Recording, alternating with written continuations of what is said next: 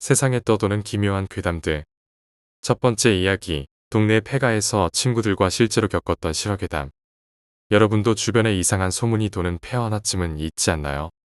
우리 동네에는 큰 폐허가 하나 있습니다. 옛날에 어떤 갑부가 살았던 큰 주택인데 국가에서는 왜 이런 걸 아직도 방치하고 있는지 모르겠습니다. 우리는 하교길에 매일 그 폐허와 마주치게 됩니다. 친구들과 함께 그 폐허에 들어가 보기로 했습니다. 그때는 정말 미쳤었죠. 2인 1조로 들어가기로 했고 그때 인원수가 24명 정도였습니다. 운 나쁘게 제가 첫 번째 타자로 가게 되었습니다. 친구들에게 떠밀려서 저는 친구와 단둘이 그 폐허에 갔습니다. 폐허 2층까지 가는 게 룰이었습니다. 하지만 그걸 증명할 게 있어야 하니까 첫 번째 타자가 2층 끝에 가방을 놓고 오면 그 다음 타자가 그 가방을 가져오고 이런 식으로 룰이 존재했습니다. 규칙을 안 지키는 녀석은 혼날 겁니다. 어쨌든 그때는 저녁이었습니다. 정말 무서운 밤이었습니다. 저희가 첫 번째 타자로 나섰고 묵직한 가방을 가지고 갔습니다. 첫 번째 층까지는 순조로웠습니다. 그저 심리적 공포만 있을 뿐이었습니다. 계단으로 올라갈 때 삐걱삐걱 소리가 얼마나 무서웠는지 오금이 저렸습니다. 하지만 2층에 거의 올라왔을 때 친구는 정말 무서운 듯 뭔가에 홀린 듯 무서워하고 있었습니다. 저도 무서워지기 시작했습니다. 그래서 친구와 빨리 가방을 놓고 가려고 했습니다. 저는 진짜 마하스피드로 친구 손을 잡고 출구로 향해 뛰었습니다. 하지만 저는 죽는 줄 알았습니다. 그렇습니다. 자세히 들어보니 친구는 2층 계단에서 혼자 냅다 튀었다고 합니다. 저는 그럼 누구 손을 잡고 그렇게 빨리 뛴 걸까요? 하지만 만약 이것으로 끝이었다면 공포 게시판에 올리지도 않았을 겁니다. 저는 슬럼프에 빠져 있었고 다른 녀석들은 계속 게임을 진행했습니다. 두 번째 팀이 갔다 온 뒤 분위기는 고조되었습니다. 그리고 세 번째 팀, 네 번째 팀, 다섯 번째 팀. 이렇게 진행이 빨라졌습니다. 그리고 여덟 번째 팀이 갈 차례가 되었습니다. 이 녀석들은 겁에 질린 듯 꼴이 말도 아니었습니다. 이놈들이 출발한 뒤 얘들은 내기를 했습니다. 도중에 나오는 것과 아니면 끝까지 갔다 온다는 내기였습니다. 물론 도중에 나온다에 걸렸습니다. 역시 예상은 적중했습니다. 한 명이 나오더군요. 하지만 나머지 한 명은 안 나오는 거였습니다. 그렇습니다. 그 나머지 한 명은 저와 똑같은 상황을 겪었겠죠. 그 녀석이 나오자마자 저기 멀리 서 있는 자기 짝을 보면서 기겁을 하더군요. 그 녀석의 말 때문에 저의 말도 얘들이 믿어주기 시작했습니다. 진짜 분위기가 싸늘했습니다. 그리고 계속 이어지고 마지막 차례가 되었습니다. 12번째 녀석들은 순조로웠고 간단하게 가방을 갖다 놓았습니다. 이것으로 우리 일동의 폐허 탐험기는 끝났습니다. 다음날 우리 학교는 폐허 때문에 떠들썩했습니다. 하지만 어떤 녀석의 말에 우리는 다시는 그 폐허 근처에도 못 가게 되었습니다. 근데 마지막 차례는 가방을 가져와야 하지 않나? 그렇습니다.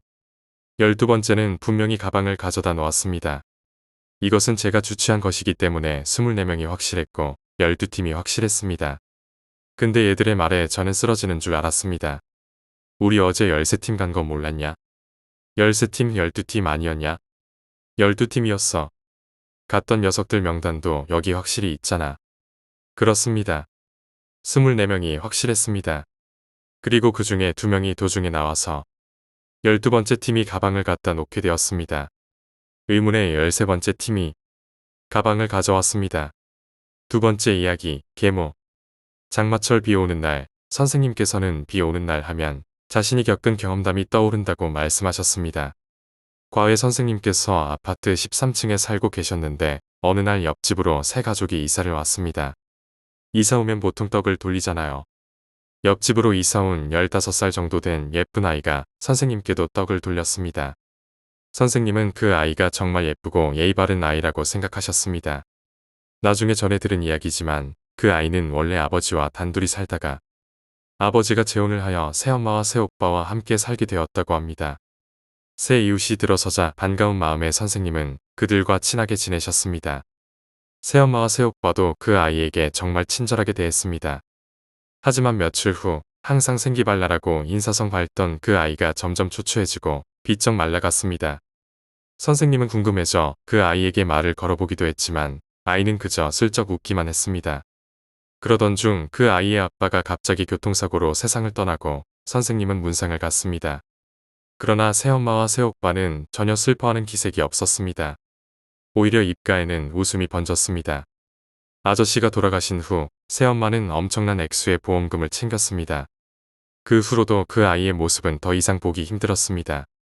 어느 날 선생님께서는 집으로 돌아오시는 길에 옆집에서 그 아이를 혼내는 소리가 시끄럽게 들렸습니다. 유리가 깨지는 소리와 그 아이의 비명, 마구 구타하는 소리가 들렸습니다.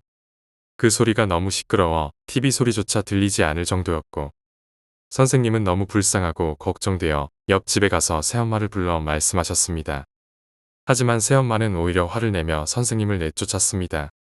그 후로도 며칠간 옆집에서는 아이가 맞는 소리가 계속 들렸습니다. 하지만 어느 날 그 아이가 선생님을 찾아와 하룻밤만 재워달라고 부탁했습니다. 선생님은 그 아이를 위로하고 다음 날 경찰에 신고하겠다고 약속하셨습니다. 하지만 그날 밤 그 아이는 투신 자살을 했습니다. 그 모습이 너무 참혹했고 선생님은 경찰에 신고하셨지만 결국 새엄마와 새오빠는 법적인 처벌을 받지 않았습니다. 그 후 새엄마와 새오빠는 점점 이상해지기 시작했고 결국 둘 다 정신병원에 입원했습니다. 이후 그들은 비극적인 죽음을 맞이했습니다. 이 모든 일이 비 오는 날에 일어났습니다.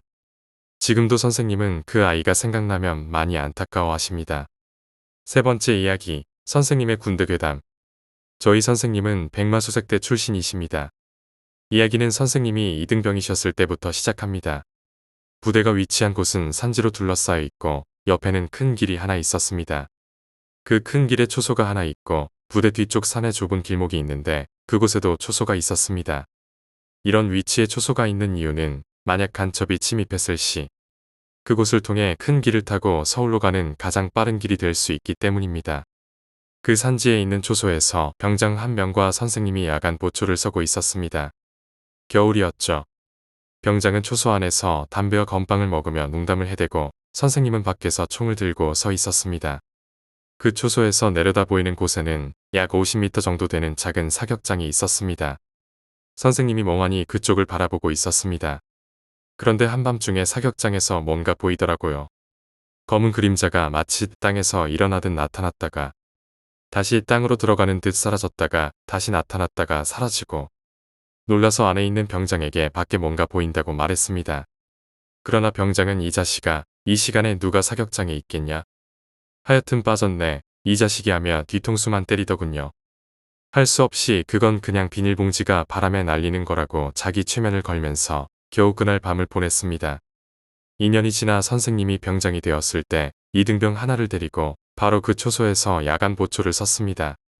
선생님은 안에서 담배를 피우며 건빵을 먹고 농담을 나누고 이등병은 밖에서 서 있었습니다. 자리는 바뀌었지만 2년 전과 똑같은 상황이었습니다.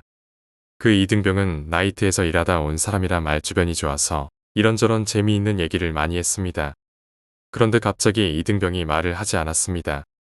뒤에서 불렀는데도 관등 성명도 되지 않고 멍하니 서 있더군요. 선생님이 총자루로 뒤통수를 치며 불렀습니다. 그때서야 이등병이 깜짝 놀라며 병장님, 사격장에 뭔가 보입니다라고 했습니다. 순간 선생님도 2년 전 일이 기억나서 오싹했지만 그때 자신이 했던 생각대로 이등병에게 말했습니다. 임마, 검은 게 나왔다 없어졌다 한다고. 그거 비닐봉지야, 이 자식아. 하지만 이등병은 검은 게 맞긴 한데 분명히 사람 같았습니다. 그것도 공중에 떠서 움직이는 것처럼 사라졌습니다라고 했습니다. 선생님은 헛소리하지 말라며 다시 물어봤지만 이등병은 똑같이 대답했습니다. 발로 정강이를 차고 얼차려를 시켜도 이등병은 죽어도 봤다며 계속 우겼습니다. 선생님도 흠칫 놀라긴 했지만 수색대에 있으면서 귀신에 대한 공포는 거의 없어져서 귀신보다는 그게 혹시 간첩이 아닐까 하는 생각이 들었습니다. 일단 뭔가 있긴 있다는 생각에 상황실에 보고하고 수색하러 나가려고 했습니다. 그런데 이등병이 나무를 잡고 서서 자신은 죽어도 못 가겠다고 하더군요. 그 자리에서 몇 대를 때렸지만 못 간다고 하더군요. 일단 상황이 그러니 어쩔 수 없이 이등병에게 내가 언제까지 안 돌아오면 부대에 지원 요청해라라고 말한 뒤 혼자 수색을 갔습니다. 실탄으로 바꿔 끼고 혼자 최대한 조용히 움직였습니다. 쭉 둘러보고 마지막으로 근처에 있던 벙커를 살펴보러 갔습니다. 거기까지만 둘러봤는데도 별 이상이 없으면 복귀하려고 했습니다. 이 벙커는 한국 전쟁 때 만들어진 곳이라 상당히 낡았습니다. 여기까지 둘러봤는데도 별 이상이 없길래 복귀하려고 왔던 길을 되짚어 갔습니다. 가는 길에 큰 바위가 하나 있는데 올 때는 분명 아무도 없었습니다. 그런데 그 바위에 웬 여자가 앉아 있더군요. 뒷모습을 보니 여자 같았고 위아래로 새카만 옷을 입은 채였습니다. 순간 선생님도 얼어붙었지만 일단 확인은 해야 했기에 총을 겨누며 아무데 라고 했습니다. 하지만 아무 대답도 없고 그대로 있더라고요. 선생님이 민간인입니까? 라고 물어도 아무 대답 없고 손 들고 움직이지 마 라고 호통을 쳐도 아무 대답이 없습니다. 그러다가 천천히 뒤를 돌아봤는데 마치 몸은 가만히 있는데 목만 돌아가는 것 같았습니다. 뒤를 돌아본 그 순간 얼굴을 보고 선생님은 이건 사람이 아니다라고 느꼈습니다. 그냥 그 자리에 얼어버렸고 그 순간 그 여자가 하체는 그대로 바위에 붙어 있는데 허리를 뒤틀며 상체만 선생님 쪽으로 확 다가왔습니다. 이미 제 정신이 아니었고 들고 있던 것은 총뿐이었기에 실탄을 몇 발이나 그 자리에서 쐈습니다. 그러고 나서 주저앉았는데 그곳엔 아무것도 없었고 총을 붙잡고 멍하니 그 자리에 있었습니다. 상황실에 보고하고 수색 나갔는데 총소리까지 들리자 부대에서는 난리가 났습니다. 부대원들이 선생님을 찾는 소리가 들리자 겨우 정신이 좀 들었습니다. 떨어진 탄피를 주섬주섬 줍고 돌아가는 길에 그 이등병이 나무를 붙잡고 주저앉아 있는 걸 봤습니다. 선생님이 돌아오지 않으니 그 이등병이 결국 선생님을 찾아서 먼저 출발한 것입니다. 이등병도 뭔가를 봤는지 아주 똥오줌을 다 지려놨습니다. 그를 데리고 가려고 상태를 보는데 부대에서 마침 그곳에 도착한 것입니다. 상황이 마치 총소리는 들렸고 한 명은 시체처럼 주저앉아 있고 선생님이 사살 확인하는 것처럼 보였을 것입니다. 그 자리에서 무기를 버리고 수갑이 없으니 포승줄 같은 걸로 묶여서 산을 내려갔습니다. 그 후 실탄을 쏜 이유에 대해 진술서를 쓰는데 누군가 있는 것 같아서 수색을 나갔다가 웬 검은 옷을 입은 여자가 날 바라보면서 상체만 도저히 이렇게 쓸 수가 없어서 한참을 고민했습니다. 달리 둘러댈 말도 없었기에 그냥 그대로 썼습니다. 그런데 예상외로 별 징계는 받지 않고 일주일 동안 군장을 메고 연병장을 도는 것으로 끝났습니다. 그래서 찾아가서 물어봤더니 이런 일이 처음이 아니었다고 했습니다. 전에도 이런 일이 몇 번 있었고 한 번은 어떤 병사가 초소에서 웬 할아버지가 찾아와 나 집 좀 찾아줘라고 하길래 데리고 가다가 그 벙커까지 갔는데 돌아보니 할아버지가 없었다고 합니다. 갑자기 웃음소리가 사방에서 울리더니 자기 앞으로 할아버지가 머리부터 떨어져서 실탄을 연발로 난사했다고 합니다. 그런 말도 안 되는 진술을 했었습니다. 선생님이 제대하신 후 신문에서 자기 부대에 대한 기사를 봤습니다. 그 벙커, 한국 전쟁 때 빨갱이로 몰린 마을 사람들이 단체로 생매장당하고 그 위에 지어진 것이었습니다. 그곳에서 수백 구의 시체가 발견됐다고 합니다. 네 번째 이야기, 분신사바. 제가 중학교 2학년 때 겪은 일입니다. 저는 그때 이후로 분신사바를 하지 않습니다. 친구들과 장난삼아 분신사바를 했는데 그때 저는 구경 정도였습니다. 여러 명이 돌아가면서 해도 되지 않더군요. 그때 친구들이 짜증을 내고 있었는데 저도 호기심에 한번 해보고 싶어서 참여했습니다. 분신사바, 분신사바, 오이데 쿠다사이. 저는 눈을 감고 있어서 됐는지 안 됐는지 몰랐습니다. 하지만 주위에서 와 된다, 된다 하길래 되는구나 싶었습니다. 그래서 여러 가지 질문을 했습니다. 나이가 몇이냐? 성별이 뭐냐? 등등. 그런데 정말 대답이 있었습니다. 친구들이 점점 무서워하며 그만하자고 하기에 이제 가주셔야겠습니다. 가시겠습니까? 하고 물었습니다. 하지만 X라고 대답이 나왔습니다. 그래서 친구들이 무서워하며 그 종이를 찢고 버렸습니다. 저는 볼펜이 아까워 그것을 주워 들고 갔습니다. 그날 밤 제가 몸살에 걸렸습니다. 너무 무리하게 놀았나 싶어 그냥 잤습니다. 하지만 점점 심해졌습니다. 머리가 어지럽고 이상하게 제 몸이 저절로 화장실 쪽으로 갔습니다. 아파서 움직이기도 괴로운데 계속 제 몸이 저절로 화장실로 갔습니다. 부모님이 걱정되어 말려도 제 몸이 저절로 갔습니다. 정신을 차려보면 화장실에 있었습니다. 진짜 무서웠습니다. 그걸 새벽에 계속 왔다 갔다 했습니다. 중간에 제가 막 윗옷을 벗으며 더워하다가 갑자기 옷을 입고 이불을 감싸며 추워하더라고요. 정말 무서웠습니다. 새벽 3시까지 계속 그랬습니다. 어머니가 걱정하셔서 예전에 할머니가 하셨던 이야기를 떠올리셨습니다. 잡귀를 물리치는 데는 베개 밑에 아무도 모르게 칼을 집어넣어야 한다고 하셔서 반신반의로 제 베개 밑에 칼을 넣었습니다. 그랬더니 제가 베개에 누우자마자 아무 일도 없이 잠들었습니다. 그 다음날 저는 결석했고 이틀 후에 학교에 갔는데 저와 함께 분신사발을 한 친구도 그날 몸이 안 좋아서 결석했다고 합니다. 그 친구도 저와 똑같은 현상을 겪었다고 합니다. 그 이야기를 듣고 너무 무서워서 그 이후로는 분신사발을 절대 하지 않습니다. 5번째 이야기, 검은 천조각. 제가 요리학원을 다니는데 그 학원 선생님이 실제로 겪은 일입니다. 며칠 전에 선생님이 집에서 낮잠을 자고 있는데 꿈에서 어떤 검은 옷을 입은 남자가 나타나서 아들 어디 있어? 하고 물었다고 해요. 잠결에 선생님은 방에서 자고 있지라고 대답했습니다.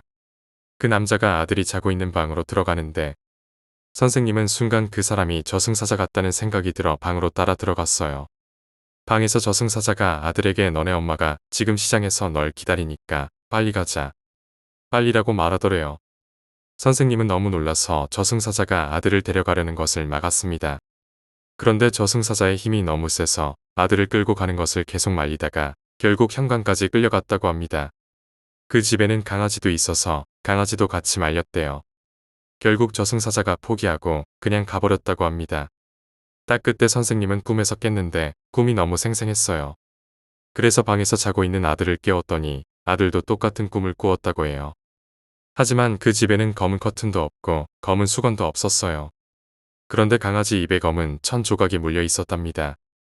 6번째 이야기, 집에서의 실화괴담. 제가 겪었던 일은 작년 겨울방학 때의 일입니다. 저는 방학 때면 늘 폐인 생활을 하는데 그날도 하루 종일 집에서 빈둥거리고 있었습니다.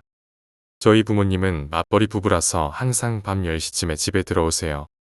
방학 때는 시간 개념이 사라지잖아요. 그날도 여느 때와 같이 컴퓨터에 몰두하고 있었습니다. 눈도 피곤하고 배도 고파서 쉬는 겸 라면을 끓여 먹었어요. 제가 남자지만 마른 편이라 먹는 양이 많지 않아 라면을 좀 남겼습니다. 그리고 다시 컴퓨터 앞에 앉았죠. 밤이라 내일 아침에 부은 얼굴을 보면 가관이겠다고 생각하고 있을 때 현관문이 열리는 소리가 들렸습니다. 부모님이 들어오신 줄 알고 다녀오셨어요라고 인사하고 컴퓨터를 계속하고 있었습니다. 그런데 급하고 빠른 발걸음 소리가 들리면서 그 소리가 주방 쪽으로 쿵쿵거리며 갔어요. 그 소리가 영화에서나 들을 법하게 소름 돋았어요. 순간 겁이 나더군요. 저희 집 구조상 제 방에서 문을 통해 바로 거실이 보이고 왼쪽으로 주방이 있는데요. 그 문 틈 사이로 무언가 부드럽게 지나가는 게 보였어요. 얼핏 봤지만 천천히 그리고 부드럽게요. 그러더니 주방에서 젓가락이 냄비에 부딪히는 소리가 나기 시작했어요. 배가 고프셨나 보다 하고 생각했죠. 그런데 목이 너무 마르더군요. 물을 마시러 일어나려는 순간 젓가락질 소리가 멈추면서 젓가락이 바닥에 떨어지는 소리가 들렸습니다. 저는 뭐지? 하고 주방에 갔는데 아무도 없었어요. 그 순간 정말 사람 바보 되는 줄 알았습니다. 머리가 백지처럼 하얘지더라고요. 바닥을 보니 젓가락이 떨어져 있었고 더 무서웠던 것은 제가 남겨놓았던 라면에서 국물만 남아 있었습니다. 정말 황당하고 어이없기도 하고 무서워서 TV를 켜고 소리를 최대한 크게 키웠습니다. 그때 시간은 9시 조금 넘은 시간이었고요. 잠시 후 어머니께서 집에 들어오시면서 하신 말씀이 현관문은 왜 열어놓고 있었어요? 였습니다. 생각해보니 현관문이 열리는 소리는 들렸지만 닫히는 소리는 듣지 못했었습니다. 집에 누군가 들어왔다가 나간 걸까요? 7번째 이야기, 외할머니 댁의 감나무. 제가 겪은 일은 작년 여름방학 때의 일입니다. 그날도 방학을 맞아 외할머니 댁에 언니, 오빠들이 많이 왔어요. 낮에는 물놀이도 하고 재미있게 놀았습니다. 밤에는 할머니께서 쪄주신 밤고구마를 먹으며 오순도순 이야기를 나눴어요. 여름이니만큼 무서운 TV 프로그램을 찾다가 남양 특집으로 상상 플러스가 해서 모두 재미있게 보고 있었습니다. 사실 저는 조금 무서웠지만요. 그런데 갑자기 사촌 언니가 물을 너무 많이 마셔서 그런지 화장실이 급하다고 하더군요. 외할머니 댁은 시골이어서 집도 좀 허름하고 현대식 화장실이 아니라서 화장실이 집하고 좀 멀어 밤중에 가기가 무서웠나 봐요. 사촌 언니는 마루에 있는 요강에서 소변을 봤어요. 그리고 우리는 상상 플러스에 집중하고 있었죠. 갑자기 사촌 언니가 비명을 지르고 뛰어들어왔습니다. 바지도 제대로 못 올린 채였어요. 제가 갑자기 왜 그래? 라고 물었더니 사촌 언니가 말하기를 요강에 앉아 소변을 보는데 언니의 시선이 할머니대 담벼락 저편의 감나무에 머물렀다고 합니다. 그곳에 가로등이 있어 감나무가 보였는데 감나무를 보는 순간 굵은 감나무 가지에 하얀 여자가 거꾸로 매달려 다리를 걸고 끄덕끄덕 그네를 타면서 사촌 언니를 주시하더라고 합니다. 그러더니 싹 하고 웃었다고 해요. 사촌 언니는 놀라고 무서워서 바지도 제대로 못 올린 채 비명만 지르고 뛰어들어온 거였죠. 그런데 언니들과 오빠들은 괜한 거짓말로 무서운 것 하지 말라며 별 대수롭지 않게 생각하고 그냥 상상 플러스를 계속 보았습니다. 사촌 언니는 너무 놀라 식은땀까지 흘리고 있었는데 저는 왠지 싸늘한 느낌이 들었습니다. 그래서 사촌 언니에게 여름이어서 덥고 무서운 것을 보니 헛것을 본 것일 거라고 했습니다. 모두가 잠든 다음 날 아침 저는 어제의 일이 계속 머릿속에서 잊혀지지 않았습니다. 할머니께 슬쩍 여쭈어 보았더니 할머니께서 껄껄 웃으시며 말씀하시기를 15년 전 그 감나무에서 한 처녀가 목을 매달고 자살한 적이 있다고 하셨어요. 그 이유는 한 청년에게 자신의 순결까지 바치며 사랑을 애걸하였는데 결국 버림받았기 때문이었죠. 그 청년은 다른 처녀와 결혼을 하고 그 처녀는 슬픔을 견디지 못하고 그 감나무에 목을 맨 것입니다. 할머니는 그 감나무가 할머니 댁과는 어느 정도 거리가 있지만 할머니께서도 그 감나무를 지나칠 때면 몇 번 그 처녀 귀신을 목격하셨다고 합니다. 15년 전에는 실제로 그 처녀와 이웃 사이였고 할머니께서는 시골에서는 자살 사건이 많으니 그 처녀 귀신이 무섭지는 않으셨다고 하셨어요. 할머니께서는 그 귀신이 남자에게는 나타나지 않고 주로 여자에게만 보인다고 하셨습니다. 이는 그 처녀가 한창 꽃다울 나이에 일찍 세상을 떠나 또래 여자들을 보면 원통한 마음에 그러는 것일 수도 있다고 추측하셨습니다. 할머니의 이야기를 듣고 나서 저는 모두에게 이 사실을 말하지 않았습니다. 특히 귀신을 본 사촌 언니가 더욱 동요하고 무서워할까 봐서요. 저는 그날 사촌 언니가 본 것이 한 맺힌 처녀 귀신이었다는 것이 꽤나 소름 끼쳤지만 원래 귀신의 존재를 믿어왔던 저였기에 제 주변에서 이런 일이 생기니 정말 무섭더라고요. 8번째 이야기, 골목길. 시계는 1시를 가리켰지만 도로에는 차들이 북적였습니다. 창민은 초점이 잘 맞춰지지 않아 대부분의 차들이 택시라는 것을 알아채지 못했습니다. 이 땅덩어리가 코딱지만한 나라에서 차가 왜 이렇게 많은 거야? 하며 딸꾹질을 했습니다. 목구멍에서 넘어가지 않은 술이 입안에 쏟아졌습니다. 술이 입안에 고이자 결국 뱉어냈습니다. 사람들은 이것을 보고 혀를 찼습니다. 고개를 들자 으슥한 골목길이 눈에 들어왔습니다. 창민은 왜 그랬는지 모르지만 걸음은 저절로 골목길로 향하고 있었습니다. 골목길은 잘 보이지 않을 정도로 어두웠지만 창민은 그것을 알지 못했습니다. 아마 기억이 끊겼을지도 모릅니다. 연말이라 술자리가 많아졌습니다. 평소에 술을 매우 좋아하지만 오늘만큼은 몸이 견디기 힘들었습니다. 2차, 3차 술집을 옮겨 다니며 마셨고 현재 창민의 동료들은 술집에 있습니다. 아무도 창민이 밖에 있다는 것을 모릅니다. 툭 소리가 들려왔습니다. 창민은 의식하려고 했지만 몸이 말을 듣지 않았습니다. 골목길을 모두 빠져나오자 가로등 불빛이 퍼져 있는 곳에 나왔습니다. 앞에는 차들이 북적였습니다. 사람들은 손을 흔들고 있었습니다. 창민은 자신에게 손을 흔드는 줄 알고 손을 들었습니다. 그때 미끌거리는 것을 밟았습니다.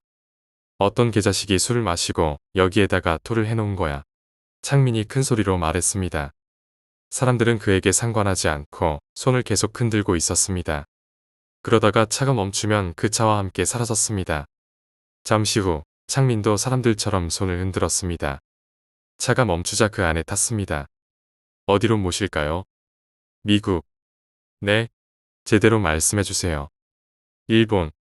이거 미친 자식 아냐? 빨리 내려. 창민이 내리지 않자 운전기사가 창민을 떠밀었습니다. 얼음 같은 땅바닥이었지만 술 기운으로 뜨거워진 창민에게는 푹신한 침대 같았습니다. 별똥별이 쏟아지듯 잠이 왔습니다. 잠시도 주체하지 않고 눈을 감았습니다. 꿈이라고 하기에는 어려운 것을 상상했습니다. 암흑 속에서 소리치는 것이었는데 무슨 말인지 창민조차 몰랐습니다. 그러다 흰 빛이 퍼지면서 꺼졌다. 이것이 수도 없이 반복됐습니다. 눈이 부셔 눈을 떴을 때 나무들이 움직이는 것처럼 보였습니다.